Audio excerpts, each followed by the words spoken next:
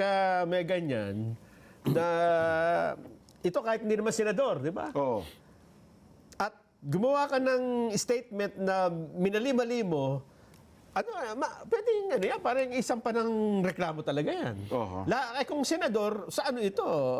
Sa ethics complaint. Siguro sa simpleng Opo. mamamayan, ordinaryong mamamayan, depende sa bigat ng pinagagawa niya. Pwedeng cyber libel yan eh. Ayun nga po. Yan, oo. Ngayon, kung ito'y ginawa ng isang senador, hayaan mo na yung cyber libel kasi mas malaki ang pananagutan niya na dapat maghayag ka lang ng kung ano yung katwiran, kung ano yung katotohanan, huwag mong imamali, Opo. huwag kang manliling lang, huwag kang manliligaw ng tao.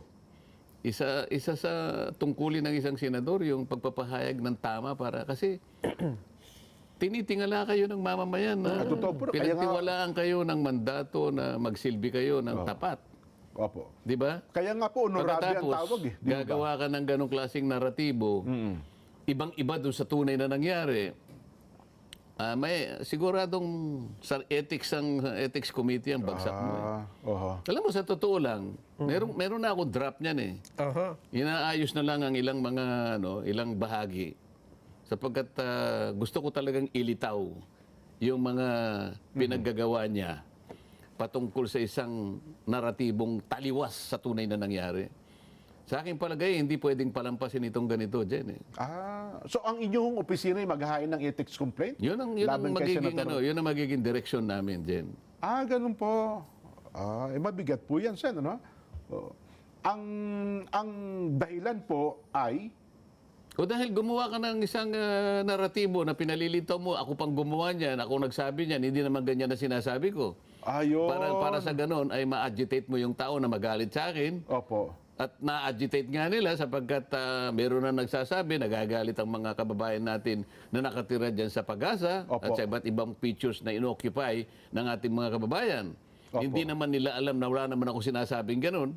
Sila yung gumawa, kagaya ng palagi nating sinasabi, mahilig silang gumawa ng isang bagay, gagamitin nila yung tinatawag nating strawman fallacy.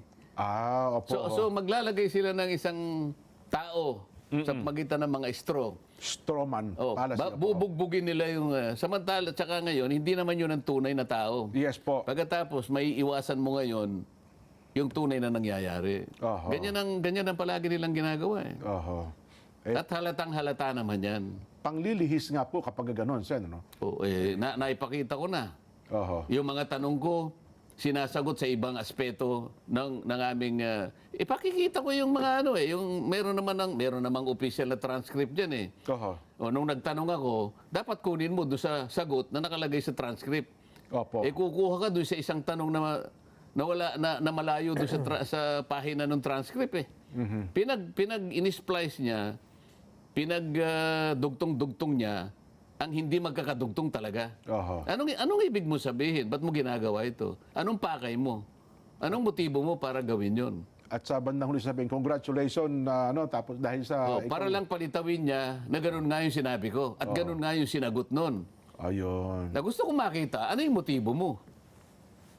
Oho. Di ba? Ngayon pala, wala pa namang sagot itong kampo nila, Sen.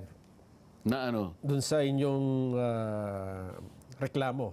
Ngayon pala natin. Ngayon ko lang naman- ngayon lang naman natin Ibig sabihin, natin doon sa statement na ginawa nyo noong Friday, wala pa siyang Wala inilalabas. akong makita. Oo, Wala pa. Kasi hindi Wala naman niya matatanggihan sapagkat kinuha natin doon sa sarili niyang Sa inyong page.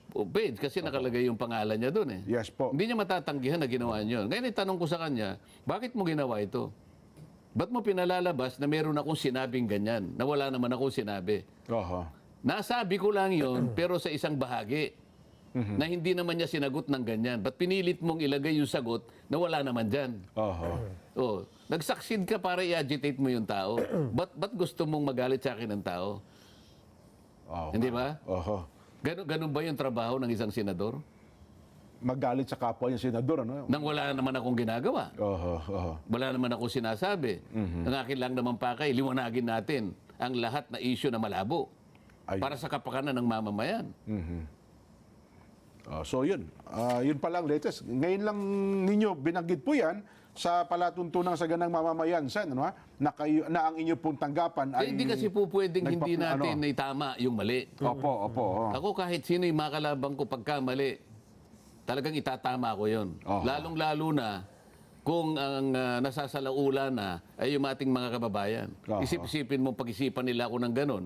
Dahil nga, inilagay sila sa kalagayan na mag-iisip sa akin ng ganun. Opo, Eh samantalang hindi ko naman ginawa yon. Katungkulan ko na itama yon. Kahit saan kami makarating. Aha.